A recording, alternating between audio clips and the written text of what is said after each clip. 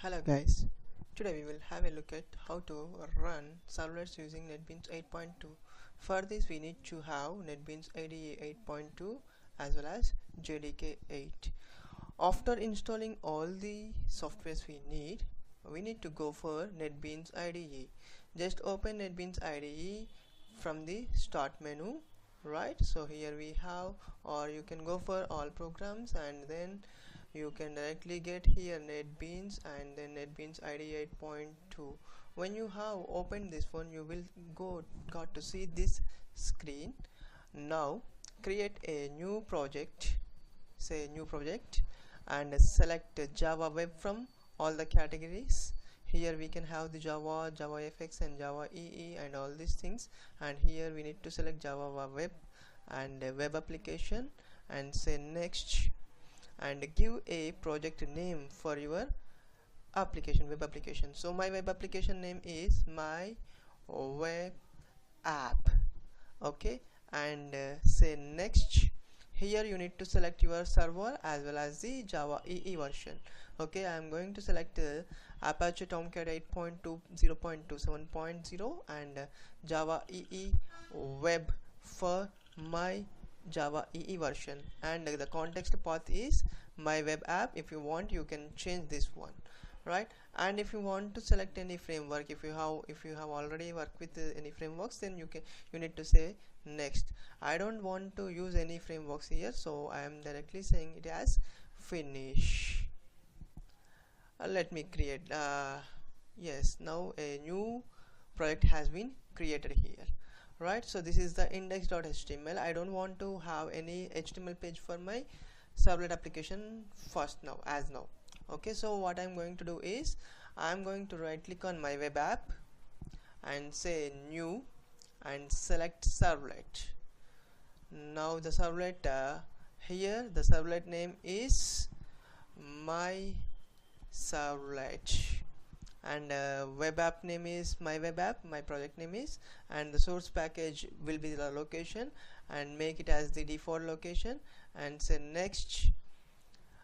You need to add information to the deployment descriptor. It is very important point to be noted that you need to have a web.xml file for every servlet application, and you need to include your information, your servlet information in the deployment descriptor. To do so, you need to check on this checkbox, and if you want to change this servlet name, you can change this servlet name. So I am going to mention it as servlet, not my servlet. My class name is my servlet as my class file name, and my servlet name is also my servlet, and the URL pattern it is servlet, and say finish.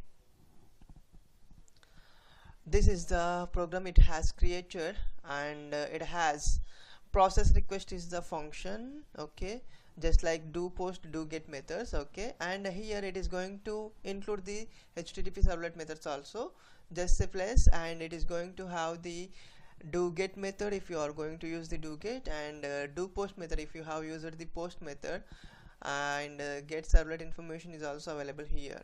But I don't know what kind of the method is being used to include or retrieve this servlet, so I am going to use the process request, okay, and here in the process request I am going to remove all the things, or otherwise I am going to remove all these things here, right? Let me remove all these things, and let me write again for our purpose: public class my servlet extends generic servlet, and say now public void service method, which is going to have servlet request req comma servlet response. Let me have the servlet response res throws IO exception comma servlet exception, right? So here I got some problem with this one, so add import, I need to import this one, and now the errors was gone, right? Next, I need to work with the response. So response set a content type is text slash html, and next I need to write some response to the my html page, my response. Okay, so print writer out is equal to response dot get writer. Next, out dot println, right? What is the println? I want to have hello world, right? This is what I need to write and I need to execute. Okay, so let me save this one. Saving this one as like this, control A, and where it is, okay, save. Already it was saved, right, automatically, or control S I can press. Okay, and next I need to run this program. So right click on my servlet and say run file. Okay, so servlet execution URL, so directly I want to have, if I have sent any values from there, I can have that one, and say okay. Now it is going to start my servlet to execute. Let me check whether it is working or not.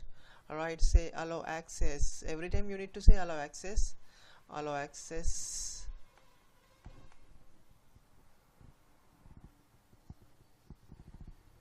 Alright, now it is going to open. Yes, hello world. So this is how I am going to execute the servlets from the Netbeans. There is no need to worry about anything like that, or just we need to have the package, the program I want to execute, and I can have directly whatever I want to write, and I can directly execute the programs in Netbeans. No need to worry about the creating the directory structure, it has already created, and no need to worry about the creating the web.xml, it is already created when I have checked the add information to the deployment descriptor web.xml, and the thing I have written there is my servlet name is my servlet, and servlet class is my servlet, and URL pattern I have mentioned here as servlet. So this is how you are going to execute or run the servlets using Netbeans. Thank you very much.